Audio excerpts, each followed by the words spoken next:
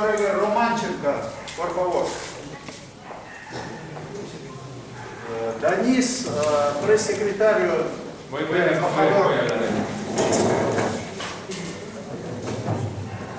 Señor presidente, ahora podemos empezar. Buenas tardes a todos aquí presentes, estimados colegas periodistas. Mi nombre es Denis Sultanov, soy agregado de prensa de la Embajada de Rusia en Perú. Es un gusto saludarlos aquí en la Casa Rusa en Lima. Antes de ceder la palabra al embajador, quisiera indicar que tras su intervención vamos a tener una breve sesión de preguntas y respuestas. Esperamos su comprensión en cuanto a la cantidad de preguntas que vamos a poder hacer hoy día, pero quisiera indicar que al venir ustedes acá a la Casa de Rusia hemos tratado de recabar sus contactos y con gusto vamos a compartir los materiales informativos sobre los numerosos temas que están relacionados con el tema ucraniano hoy día. Vamos a compartir también materiales audiovisuales, así que algunos preguntas se podrán absorberse también luego de la conferencia. Ahora cedo la palabra al embajador de Rusia en el Perú, el excelentísimo señor Igor Romanchenko.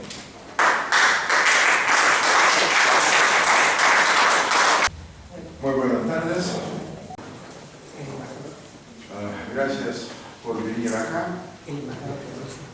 Estimados representantes de la prensa peruana, miembros de la Asociación de Amistad y Cooperación con Rusia. Yo temo que vas a cansar de estar parado. El tema es un poquito largo, así que les pido a todos a tener paciencia. El tema es tan grande que es totalmente imposible limitarse a un discurso de 5 minutos y después responder a las preguntas. De esta manera, por favor, me escuchen con atención y después tendrán la oportunidad de hacer las preguntas sobre los temas que yo no voy a tocar o se los tocaré en forma demasiado breve. Antes de empezar, no puedo menos que agradecerles su buena voluntad y disposición de dar cobertura a la posición rusa hacia los eventos que, aunque son de especial importancia, todavía han sido tratados en los medios desde un enfoque unilateral y en muchas ocasiones tergiversado. El tema de la conferencia que nos une hoy es la situación en Ucrania y en particular la operación especial militar rusa en este país. Voy a tratar de exponer el porqué de la hora de este tema. Rusia y Ucrania están estrechamente vinculados por los lazos históricos, étnicos, culturales, lingüísticos, religiosos y hasta familiares. Los dos países compartimos la misma historia que se remonta al antiguo Estado ruso, la Rus de Kiev, poblado por una sola etnia. En el periodo de la invasión mongola y la desintegración feudal, la parte sureste del país, que ahora constituye una parte de Ucrania, fue conquistada por Polonia y luego por Austria. A inicios del siglo XVII, su población optó por la reunificación con el Estado ruso, obteniendo protección y la posibilidad de preservar su identidad cultural. Como resultado de la guerra ruso-polaca, Rusia reintegró esos territorios, incluyendo la ciudad de Kiev. Paralelamente, como resultado de las guerras con Turquía, Rusia conquistó Crimea y toda la costa de los mares Negro y Azov. Fue solo en la época soviética que esos territorios se redistribuyeron en el marco de la Unión Soviética y junto con el Donbass ruso fueron transferidos a la República Socialista Soviética de Ucrania. Tras la disolución de la Unión Soviética, Ucrania asumió los compromisos de preservar el estatus neutral y no nuclear. Lamentablemente, en aquella época, nadie se preguntaba en qué país quisiera vivir la población de un territorio correspondiente. He aquí solo algunos datos. En el año 1991, Ucrania era una de las repúblicas más prósperas, más ricas, con la economía diversificada. En el 2021, Ucrania ocupó el puesto número 90 del mundo en términos del Producto Interno Bruto per cápita, el penúltimo lugar de toda Europa. Su deuda pública es la mitad del Producto Interno. La población de Ucrania, según el Banco Mundial, disminuyó en estos años, es decir, del 1991 al 2020, en casi 8 millones de personas. Al mismo tiempo, el vacío ideológico comenzó a llenarse activamente con ideas ultranacionalistas antirrusas. Se tomó un curso para romper lazos con Rusia, supuestamente culpable de todos los males. Para esto se despegó toda la máquina de propaganda estatal. Basta con dar un ejemplo de los libros de la historia revisados, de los cuales se eliminó por completo el papel de la URSS en la lucha contra el fascismo durante la Segunda Guerra Mundial. En un país donde, según las estimaciones más modestas, 1 de cada 5 habitantes es ruso, el idioma ruso fue sistemáticamente marginalizado de todas las esferas de la vida. Al fin y al cabo, el año pasado se aprobó la ley sobre pueblos autóctonos de Ucrania, así se llama, que simplemente no reconoce siquiera la existencia o la presencia de los rusos en el país. Las autoridades ucranianas, por apoyarse en las fuerzas políticas radicales, permitieron la creación de formaciones paramilitares armados, de ultranacionalistas y antisemitas, inclusive el así llamado Batallón Azov, que ahora opera legalmente en el marco del Ministerio del Interior de Ucrania. Por eso, sus crímenes, torturas y asesinatos, que han adquirido un carácter masivo contra las regiones de habla rusa del país, siguen impunes. Una verdadera masacre, por ejemplo, sucedió en la ciudad de Odessa el 2 de mayo de 2014, cuando los nacionalistas ucranianos quemaron vivas a decenas de personas. Muchos de estos crímenes fueron filmados. Sin embargo,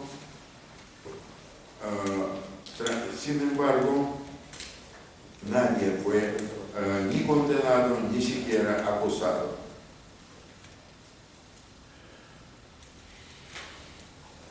Tras el golpe de Estado orquestado por Occidente en Kiev en 2014, entre las regiones que se pronunciaron en contra del golpe, solo Crimea logró ejercer su derecho a la autodeterminación. En contraste, durante ya 8 años, Donbass, zona donde viven 4,5 millones de personas, fue objeto de genocidio. Permítanme citar al expresidente de Ucrania, Petro Poroshenko, que dijo sobre Donbass en el año 2014. Nosotros tendremos trabajo, pero ellos no. Nosotros tendremos pensiones, pero ellos no. Nuestros hijos irán a las escuelas y jardines de infancia, y sus hijos se sentarán en los sótanos. Así y solo así ganaremos esta guerra. Esto fue dicho por el presidente de Ucrania en 2014. En Donbass, en el periodo de 2014 a 2022, se cobró la vida más de 13,000 ciudadanos. La población se vio obligada a huir a Rusia buscando protección. Muchos obtuvieron la ciudadanía.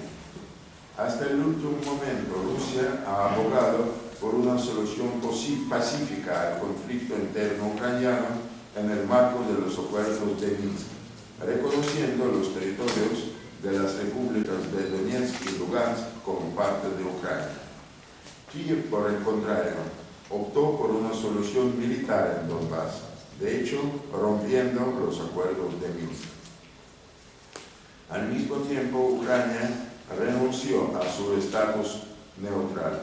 Sin consultas públicas, sus autoridades reescribieron la Constitución, incluyendo en la Carta Magna el deseo de Ucrania de entrar en la OTAN. En 2020, la alianza otorgó a Ucrania un estatus del así llamado socio de oportunidades mejoradas. En práctica, según el gobierno norteamericano, desde 2014, Washington asignó a Ucrania más de 5.600 millones de dólares. La mayor parte de este monto fueron suministros militares. Dicho sea de paso, en 1989, los dirigentes estadounidenses aseguraban a la Unión Soviética que la OTAN no se expandiría al este. Pero desde la caída del muro de Berlín ya hubo 5 olas de ampliación, arrastrando cada vez más los estados de Europa Oriental y acercando su material bélico ofensivo hacia las mismas fronteras de Rusia. En el territorio de Ucrania se estaba llevando a cabo un programa biológico militar a gran escala, bajo el control directo del Ministerio de Defensa de los Estados Unidos. En la red de más de 10 laboratorios se estudiaban los patógenos especialmente peligrosos, como tuberculosis, peste, etc., que podrían convertirse en agentes de armas biológicas que tienen focos naturales en Ucrania y en Rusia. Además, se investigaron las posibles vías de su propagación como epidemias.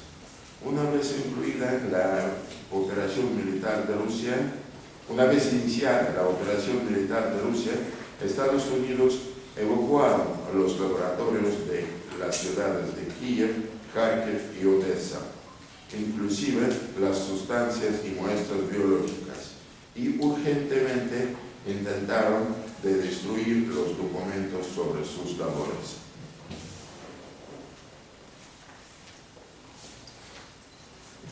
Todo esto, junto con la declaración del presidente Zelensky sobre la posibilidad de revisar hasta el estatus nuclear de Ucrania, constituye en una amenaza directa para la seguridad de Rusia. Comunicamos reiteradamente nuestras líneas rojas al occidente.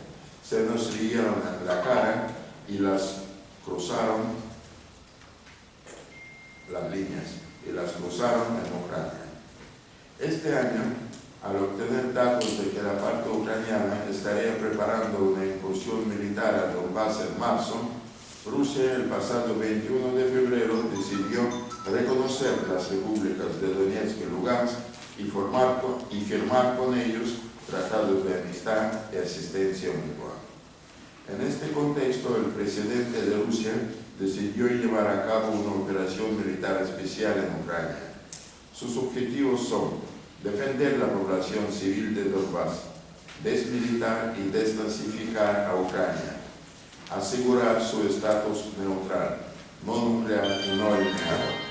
Rusia considera que estos requisitos son fundamentales para lograr una paz estable y duradera.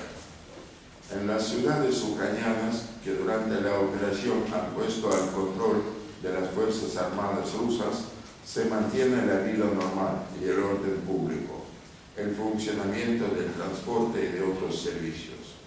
Lo mismo se aplica a las centrales nucleares, donde continúan trabajando los especialistas ucranianos.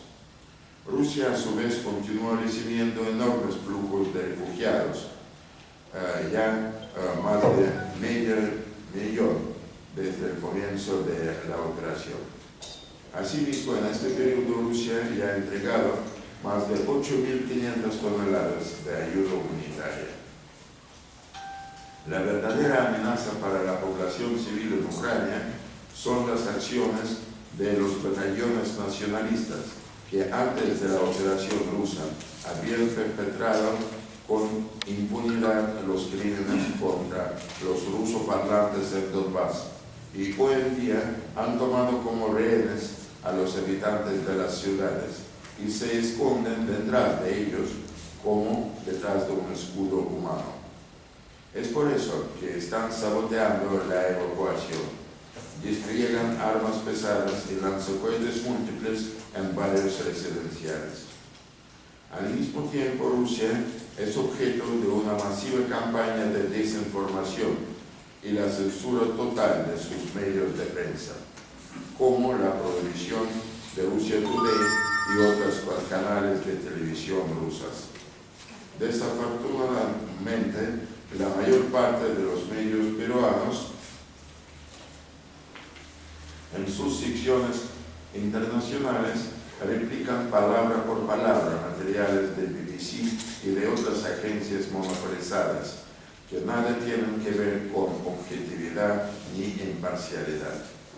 Ejemplos recientes: ciudadanas ucranianas de Bucha y Kramatorsk, en lugar de realizar una investigación, hacer un examen técnico y médico forense, tenemos acusaciones vía Twitter de los jefes de varios países y de cientos de periodistas que están haciendo tiempo en la escena del crimen, en lugar de los investigadores internacionales objetivos. Sugiero solamente mirar los hechos. Así, algunas palabras sobre Bucha. El 29 de marzo, el Ministerio de Defensa de Rusia anuncia que reducirá su actividad militar en las zonas aledañas a las ciudades de Kiev y Chernígov, tras la ronda de negociaciones en Estambul. El 30 de marzo, todas las unidades rusas se retiran completamente desde Bucha. El 1 de abril, a la localidad de Bucha, de 20 kilómetros cuadrados más o menos, entran las unidades de la policía de Ucrania. En su cuenta oficial publican un video de 8 minutos que demuestra calles vacías de Bucha. ¿Es posible para la policía entrar en un poblado por la calle llena de cadáveres y no hacer caso de su presencia hasta el cuarto día? Cito una de las declaraciones de la policía ucraniana hechas el 1 de abril. La ciudad está siendo limpiada de saboteadores y cómplices de las fuerzas rusas. Al día siguiente llegan los periodistas y toman fotos de horror que todos nosotros vimos. Entonces, el 2 de abril aparecieron los cadáveres. Ahora se habla sobre fotos desde satélite, hechos con 3 semanas de antelación. Bueno, se puede decir lo que uno quiera, mejor consultar con cualquier médico forense al respecto. Ahora sobre el ataque contra la estación de tren en Kramatorsk. A pesar de las primeras declaraciones de las autoridades ucranianas, ya nadie, incluso los medios, puede negar que el ataque fue perpetrado con un misil .U ucraniano. Es armamento antiguo, ya no se utiliza en las tropas rusas, pero sí está en servicio de las fuerzas ucranianas. Les recuerdo que el pasado 14 de marzo, un misil del mismo tipo de las Fuerzas Armadas de Ucrania impactó en el centro de la ciudad de Donetsk, dejando decenas de vidas civiles. Además, los expertos calcularon la ruta del vuelo del misil, simplemente tomando en consideración el lugar donde se encuentra la cola del cohete y donde explotó la ojiva. Al trazar una línea, se confirma inequívocamente que fue lanzado desde la dirección sureste, que todavía está bajo el control de las tropas ucranianas. Otro aspecto de la guerra híbrida contra Rusia son las sanciones económicas. Los líderes de los países europeos y de los Estados Unidos no ocultan el hecho de que su principal objetivo es frenar el desarrollo de Rusia e expulsarla de los mercados. Estas acciones nada tienen que ver con Ucrania, siendo un claro ejemplo de la competencia desleal y en muchos casos de un simple robo de propiedad privada y de la propiedad estatal. Sin embargo, las sanciones afectan no solo a Rusia, causaron colapsos en las cadenas de producción, cadenas de transporte y pago en todo el mundo y provocaron un aumento de precios y una crisis alimentaria. Ya está claro que son clases más vulnerables en los países en desarrollo que serán víctimas de las sanciones occidentales. Los estados ricos que impusieron las sanciones no se preocupan por los intereses de Ucrania, Rusia o los pueblos de otros países, socavando la ansiada recuperación post-pandemia de las economías, y lo hacen solo en su propio beneficio. Rusia se pronuncia a favor de solucionar ese conflicto a través de negociaciones. Desde el inicio de la operación especial rusa se celebraron 4 rondas de conversaciones directas entre Rusia y Ucrania. Y ahora este proceso se continúa diariamente en formato de videoconferencias. Por el momento, las partes no han llegado a un acuerdo mutuamente aceptable.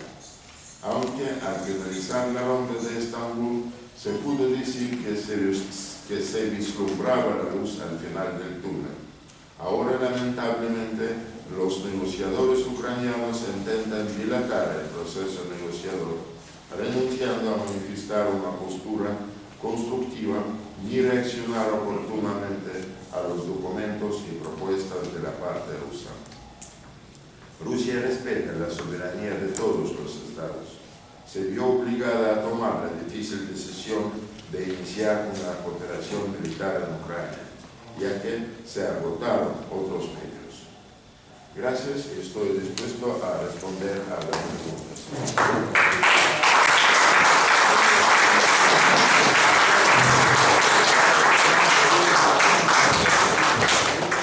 Compañeros, sugiero quizás empezar. Yo he pedido recolectar las preguntas, quizás vamos a resolver algunas, recolectar y unir algunas preguntas en menos, ¿no? Ya, bueno, empezamos. Empezamos con usted. Sí, por favor. Sí, buenas tardes, señor embajador ruso, colega periodista. De la agencia de noticias Bicentenario Perú quisiéramos hacerle la siguiente pregunta. Sabemos que todo este suceso que está ocurriendo en la zona de Ucrania hay toda una campaña propagandística en la cual los que nos encontramos en Occidente leemos solamente las noticias de los diarios que aquí tenemos. Hay un punto que sí ha salido en relación al tema del intercambio de rublos, oro en relación con Europa. Eso se sigue dando, ya se está efectivizando porque se anunció desde el 1 de abril, el presidente Vladimir Putin anunció que Rusia ya no iba a contar con la moneda norteamericana, el dólar, o con el euro. ¿Cómo va ese tema actualmente?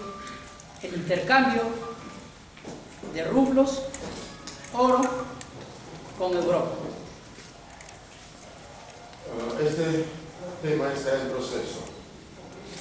En realidad, después de que los países europeos congelaron nuestros activos, nuestras reservas de divisas puestos en sus bancos, ya fue imposible recibiendo el pago por el gas o por petróleo nuestro en euros o dólares, porque realidad esto significaba regalar estas materias primas, ya que el pago por ello se congela en los bancos de Europa. Por eso hemos dicho que a los países inamistosos, es decir, a los países que pusieron sanciones contra Rusia, nosotros vamos a vender las materias primas contra el pago en rublos. Rublos pueden comprar en el Banco Central de Rusia por el tipo de cambio de mercado. El proceso ahora continúa. Un poco es prematuro hablar sobre resultados, pero hay algunos países de Europa Occidental que aceptaron este orden, este esquema. Ya, bueno, continuamos. Quizás continuamos con algún representante de la prensa provincial. Sí, por favor, señor. ¿Presenta usted el medio que representa? Dale el micro. Buenas tardes, embajador. Buenas tardes, colegas. De representación del PUCA y de TV Visión Mujer de Perú Otra en Acción, Prensa Alternativa. Mi pregunta va referente a cómo ve usted las relaciones de Rusia con Perú. Punto 1. Punto 2. ¿Se ha pronunciado ya el Estado peruano abiertamente sobre el tema de la guerra de Rusia con Ucrania? Y un punto 3. Le agradecemos a través de todos los colegas de la prensa alternativa que nos hayan tomado a bien invitarnos y al colega Alberto Navarro. De verdad que es importantísimo que nos tomen en cuenta como medios de comunicación, ya que todos somos periodistas y tenemos el deber de informar con objetividad y transparencia a todos nuestros hermanos compatriotas. Quisiera que nos haga esta pregunta. Muchas gracias. Gracias a usted por la pregunta. La respuesta será bastante corta.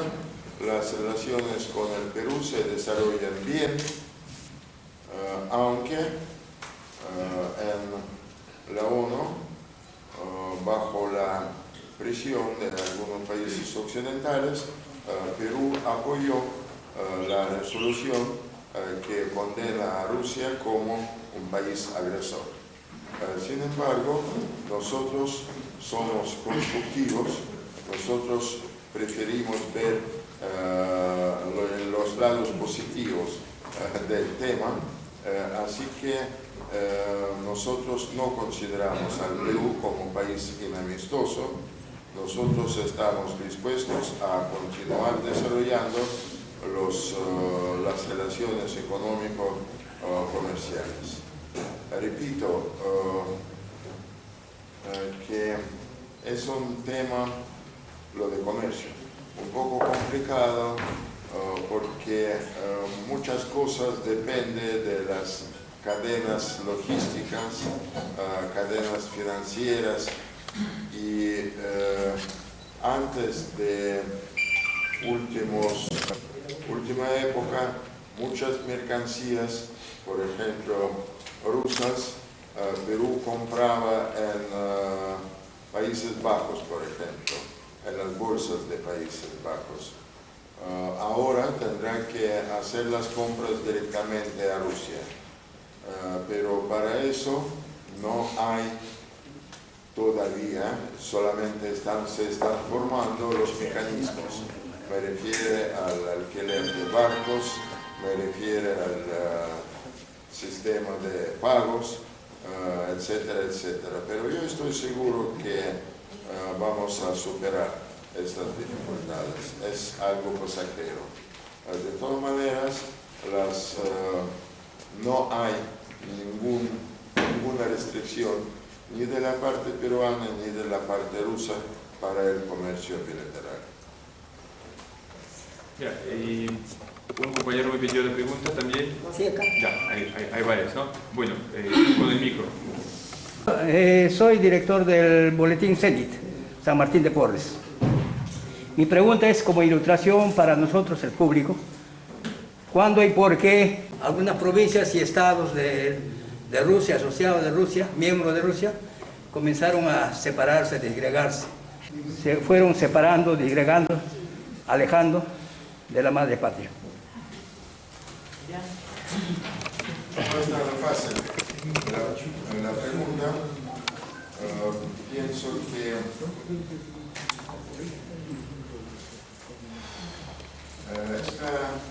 el proceso se ha empezado todavía, tal como yo hablaba, en el siglo XVII. Siempre hubo los élites locales que pensaban que van a ganar más, van a recibir más autoridad, más poder, más dinero, si sus zonas de vivir fuesen independientes. También hubo errores históricos, bueno, ahora se conoce que son errores. Por ejemplo, en el caso de las zonas de Donbass, que siempre fue parte, históricamente fue parte inalienable de Rusia, pero después de la revolución socialista de 1917, los bolcheviques que llegaron al poder pensaron que van a tener problemas con el campesinado de Ucrania. Y por eso optaron por unir la zona agrícola de Ucrania con la zona industrial de Donbass, sin preguntar a la población que allá vivía. Lo mismo pasó con Crimea, que fue la zona conquistada por Rusia a Turquía, y siempre fue parte de Rusia. Sin embargo, en el año 1953, Khrushchev decidió hacer un regalo a Ucrania y cambió las fronteras administrativas de tal modo que Crimea formalmente se ha convertido en parte de Ucrania. En aquel entonces esto no tenía tanta importancia porque la Unión Soviética, a pesar de su constitución y de todos los derechos que tenían las repúblicas, en realidad era un estado muy centralista y un habitante, un poblador, no sentía en su propia carne si las comarcas donde vive pertenece a Rusia o a Ucrania. Pero después de la desintegración de la Unión Soviética, esto se ha cambiado y los que llegaron a aparecer en los países ajenos empezaron a tener problemas y con el andar del tiempo esos problemas se aumentaban. El ejemplo fue, tal como yo he dicho, el tema del idioma ruso, que fue prohibido en muchas partes. Ahora, tranquilo. Vamos a ahora continuar con Prensa Latina. ¿Ok? ¿Está aquí? ¿No hay errores? No llega. No. Allá, aquí está. Buenas tardes. Quisiera si pudiera extenderse un poco más en el análisis del comportamiento de la prensa, específicamente peruana, sobre en cuanto a la información sobre el conflicto, que más parece La Voz de América que prensa peruana. ¿Podría extenderse un poco más en el análisis? Yo no he dicho eso. No, yo lo digo, discúlpenme. Sin embargo, el hecho es que contra una línea que refleja nuestra posición o refleja la información fidedigna llegada de medios de información de Rusia, contra una línea de este tipo se publican 100 líneas basadas en diferentes agencias así llamadas internacionales. Es un hecho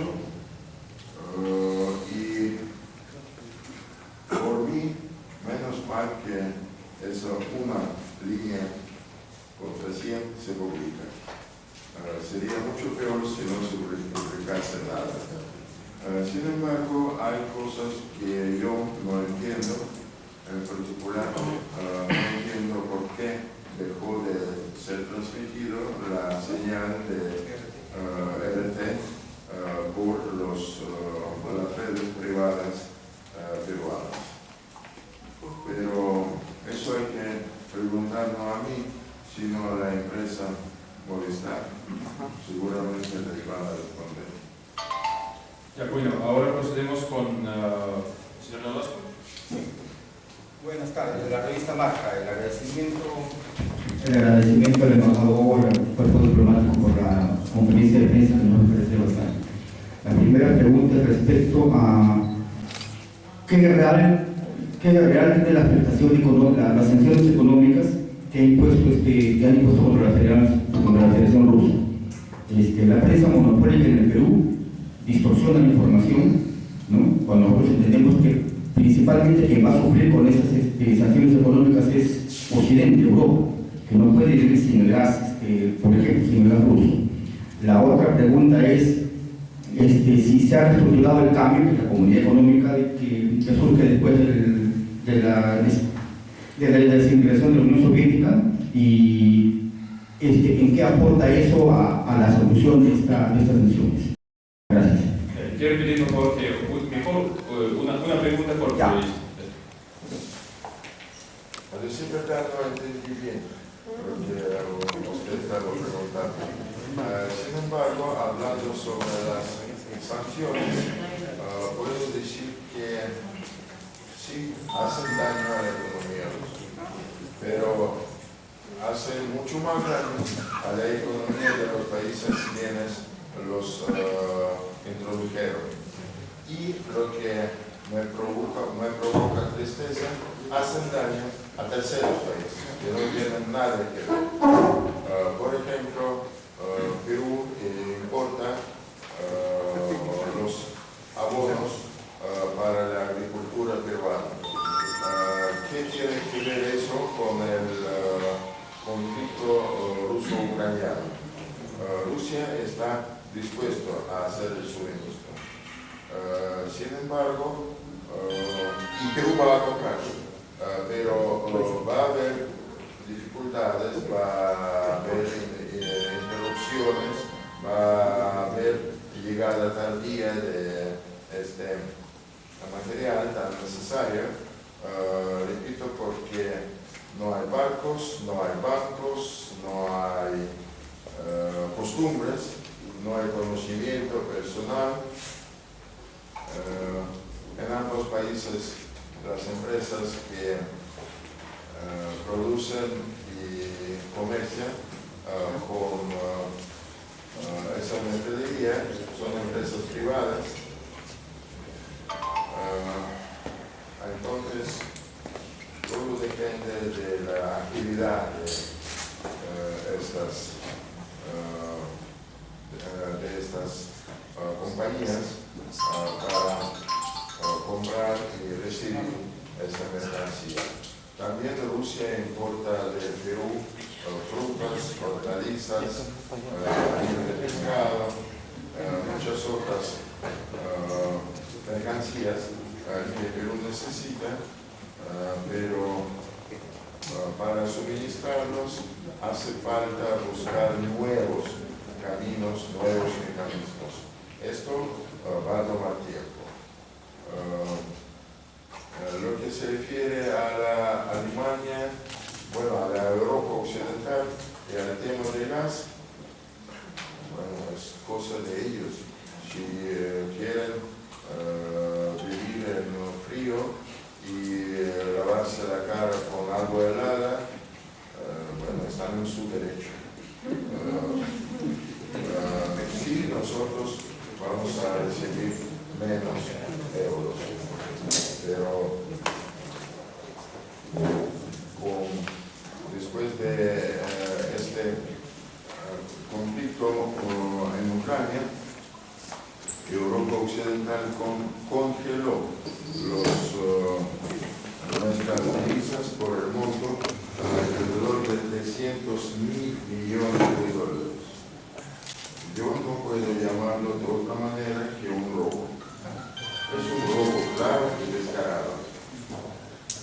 más los arrestos de las propiedades de los rusos en Europa. A mí tampoco me gustan los oligarcas o multimillonarios, pero yo pienso que antes de poner arrestos sobre un yate o sobre una finca, hay que probar que esta persona es un ladrón, que esta finca es el fruto del delito. Yo pienso que sin esto regresamos a la época de barbarie. Y no importa qué opinión tiene uno sobre imagen moral de una u otra persona. Yo creo que la ley debe estar sobre todo. La ley debe tener la supremacía también en el comercio, en relaciones financieras, la ley internacional. Mientras que en realidad ahora ya los temas de derecho internacional lo levantan muy pocos países del mundo, de paso sea Perú entre ellos. Pero la mayoría ya habla sobre las reglas establecidas por el Occidente. Bueno, pero hay que preguntar a los países si quieren vivir según las reglas. Hay que preguntar ¿y quién inventa estas reglas? Nosotros somos partidarios de vivir según las normas del derecho internacional y pensamos que esto va a traer mucho más beneficios a todos nosotros. Colegas, antes de proceder, los pido por favor, respetando a todos ustedes, sobre todo, por lo menos bajar el volumen de los celulares, ¿no? Gracias. O lo mejor, apagar. Ya, el compañero ahí en la segunda fila, por favor. Buenas tardes, señor embajador. Muy buenas tardes, señor embajador. Muchas gracias por esta conferencia de prensa que era necesaria. Pues hay mucha desinformación. Uno de los puntos que se ha estado tocando es con respecto al reforma ruso. ¿Hasta qué punto puede llegar Rusia al default? Claro, al default. ¿Puede llegar Rusia a esta situación? Es el no pago de los bonos, el default. Hay bonos rusos ¿De cuál no pago hablamos si son 300.000 millones de dólares en estos bancos? Pero en el esquema que habían planteado, que era el uso del rublo, también tengo entendido que uso del rublo no tiene nada que ver, pero nosotros tenemos 300.000 millones de dólares o euros en los bancos occidentales. ¿De cuál default se puede hablar? Pero en el pago de los bonos hay bancos norteamericanos que son los intermediarios. En bancos norteamericanos también. El gobierno ruso está pensando dejar de lado a los gobiernos norteamericanos y que sea el Banco Central de Rusia que pague los bonos. ¿Esto es así? Nosotros queremos que se pague en rublos por las materias primas energéticas y que lo hagan solamente países inamistosos. Es decir, que vendemos petróleo y gas por los dólares o por euros a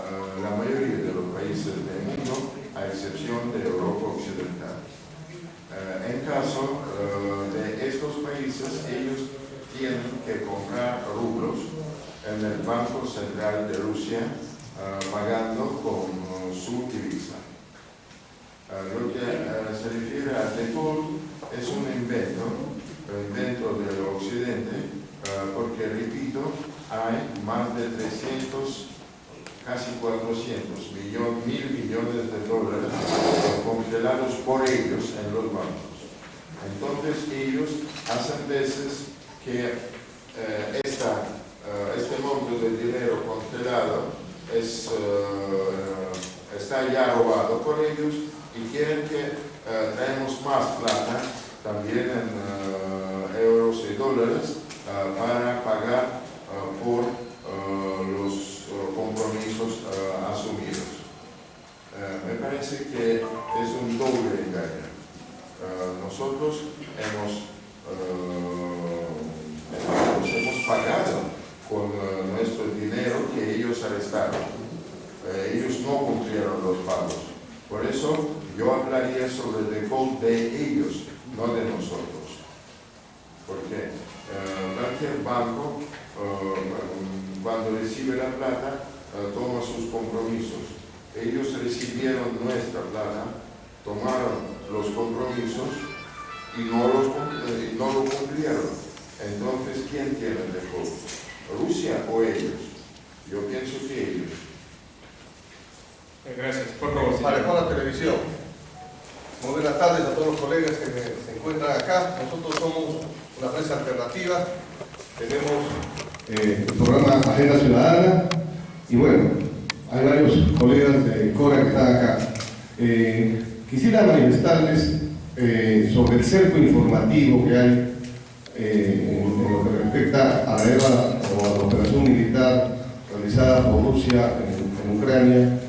Hay medios que están sacando la verdad, que es, por ejemplo, Telesur. Hemos escuchado lo mismo que el embajador nos ha explicado también por Telesur, pero hay algo que nos inquieta sobre la posibilidad también de que se forme un nuevo Estado en el Dniepr. ¿Qué posibilidades hay de eso?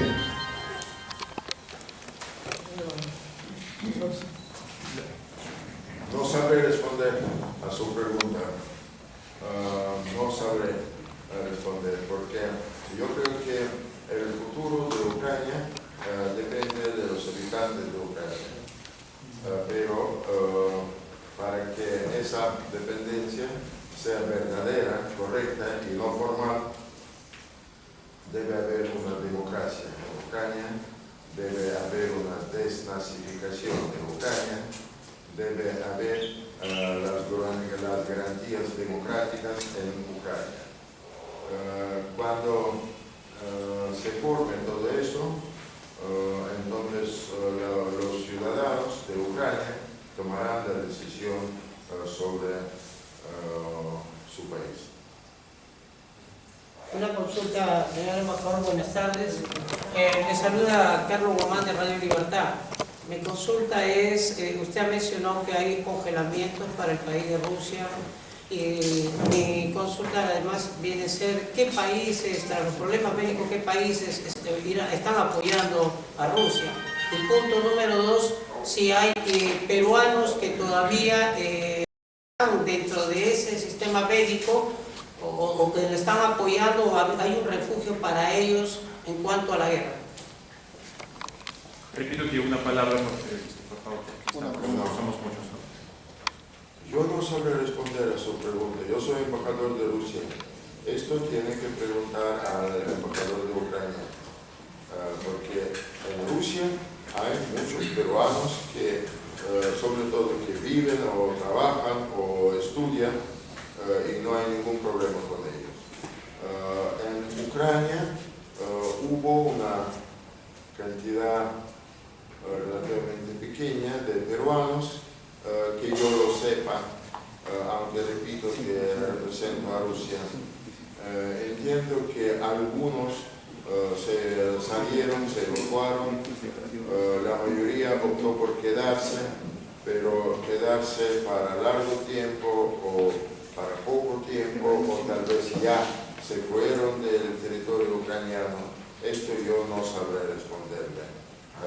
Por lo menos no hubo, que yo sepa, no hubo ninguna dificultad o problema con los peruanos en las zonas de batalla. Y ahora Radio Cielo. Juan. Bueno, Juan de Fernando, Perú. Embajador, mi pregunta va más del lado doctrinario. Nosotros sabemos que esta es una guerra comercial implantada por ahorita el país más preponderante económicamente como es Estados Unidos, ¿no? Que afecta no solo a Rusia, afecta a muchos países del planeta. Cuando cae la Unión Soviética queda el balance, en esa época todavía comercial y estratégico, geopolítico a nivel mundial. Nosotros quedamos como para ser de países pequeños, como siendo el patio trasero de Estados Unidos, y es conocido América Latina así. En esta estrategia usted nueva, que va a haber cambios geopolíticos a nivel mundial después de esta guerra de Ucrania, seguramente, ¿cuál es su estrategia de ustedes como país y cómo ven a Latinoamérica dentro de esta guerra capitalista? Como no estamos, nosotros, muchos países creemos todavía en el socialismo, el comunismo. ¿Qué mirada hay frente a eso? Nosotros pensamos que América Latina se está convirtiendo en uno de los focos, en uno de los cumbres de la arena internacional. Nosotros estamos a favor de que América Latina sea una región rica, democrática, que mantenga buenas relaciones con todo el mundo. Nosotros mantenemos buenas relaciones con todos los países de orbe, pero nuestras relaciones siempre los construimos no en contra de alguien o en contra de nadie, sino siempre construimos a favor, en bien de qué? En bien del pueblo ruso y pueblos latinoamericanos. Nosotros pensamos que hay muchos temas que nos unen, que hay grandes reservas en el comercio bilateral y estamos a favor de esto. Preferimos trabajar por la amistad, por la cooperación, por el provecho mutuo de nosotros y los latinoamericanos.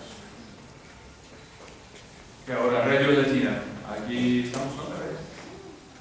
Sí. Con el micro, por favor. Buenas tardes con todos, señor embajador. Muchas gracias al equipo de la misión diplomática del Perú. Nuestra solidaridad con los medios de información como RT, UMI, que han sido prácticamente prohibidos en Europa, en todo el mundo prácticamente. Vaya mi pregunta aquí, si en esta, se puede decir, invasión de Ucrania hacia Rusia, promovida por los Estados Unidos, Europa, arrastraron los diversos países del mundo. La pregunta es, ¿se teje o nacerá un nuevo orden mundial, como se está hablando, dentro de toda la geopolítica, y se habla del multilateralismo? Muchas gracias. Yo creo que sí. O si no nacerá ahora, de todas maneras el proceso de su nacimiento se acelerará bastante. Yo pienso que con todo lo que vivimos hoy en día en Ucrania, alrededor de Ucrania, va a traer consigo los cambios. Y de todos nosotros depende que tan profundos esos cambios serán.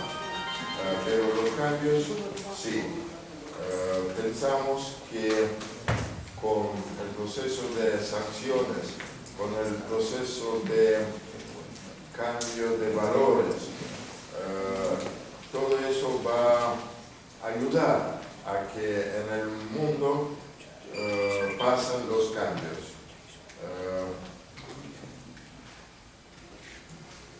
Hoy en día, miren ustedes, si hace 10 años, 20 años, los lemas del occidente eran propiedad privada, algo sagrado, democracia, derechos humanos.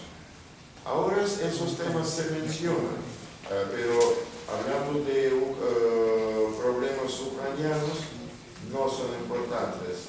Hablan ya descaradamente sobre la necesidad de parar a Rusia, dificultar la vida a la China, regresar al sistema unipolar mundial.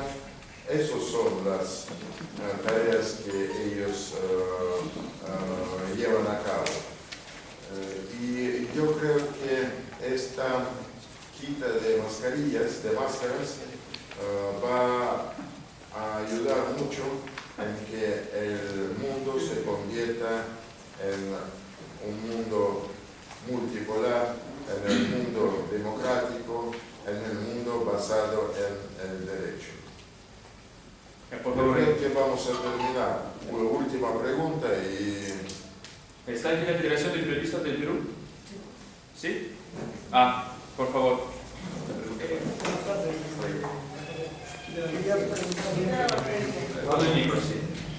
Presenta, por favor. Sí, de parte de la Federación de Periodistas del Perú, mi nombre es Manuel Alejandro Navarro. Mi pregunta es, ¿qué opinión tiene sobre las manifestaciones en las plazas peruanas en apoyo a las repúblicas autoproclamadas de Donetsk y Lugansk y a Rusia?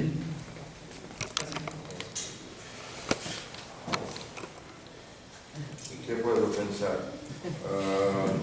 Puedo decir las gracias.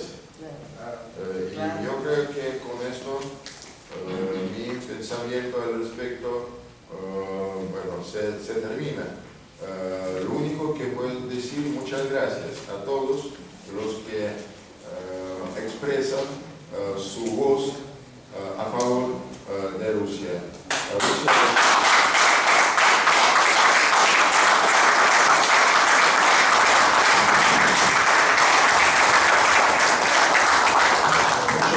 Muchas gracias a todos ustedes. Por favor, todas las preguntas se pueden enviar por correo y vamos a tratar de responder. Vamos a continuar. Sí, vamos a continuar, por favor.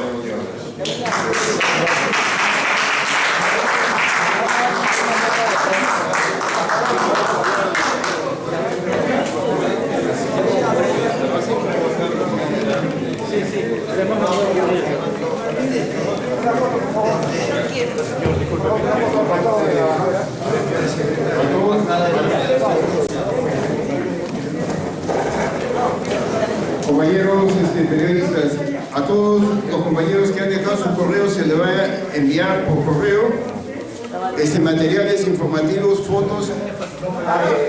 Entreguen con calma nomás, todos estos materiales se les va a entregar, pero se les ha pedido su correo. Por favor, hay un micrófono, los micrófonos hay que dejar en la mesa de adelante, por favor.